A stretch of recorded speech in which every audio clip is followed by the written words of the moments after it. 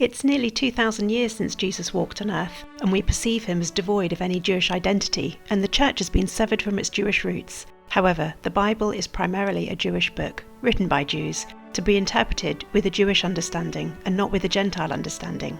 Jesus, the disciples, and the early church were all Jewish. Jesus' parents obeyed the law. They offered the sacrifice prescribed for consecrating the firstborn. Jesus' Jewish lineage is carefully described in Matthew 1 and Luke 3. Jesus was born in Bethlehem in Israel and was circumcised on the 8th day, according to the command in Genesis 17. Jesus would have studied the law from age 5, like all Jewish boys. He had such a good grasp of the scriptures that he amazed the teachers of the law when he was 12. In his teaching, Jesus used styles that were common to rabbis, such as parables, natural illustrations, and debating.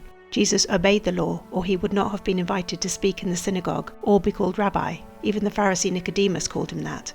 Jesus confirmed the validity of the law and the prophets. He said that he came to fulfill the law, which means to bring fullness rather than bring it to a conclusion. He says he didn't come to abolish it, and that it will remain until heaven and earth pass away, and these are still here.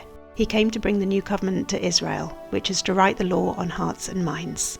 His earthly ministry was mainly to the people of Israel. He says he was sent to the lost sheep of Israel and sends out the disciples with the same instructions. The first 3,000 members of the early church were all Jewish. Paul, who was a Jew, said that the gospel brings salvation first to the Jew, then to the Gentile. When Jesus returns, he is described as the Lion of Judah, the root of David. He returns to reign from Jerusalem, more specifically from David's throne. He doesn't return to Paris, Beijing, London or New York.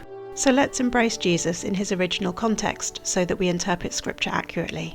Blessed are those whose help is the God of Jacob, whose hope is in the Lord their God. Please like and subscribe for more Bible nuggets from a Hebraic perspective.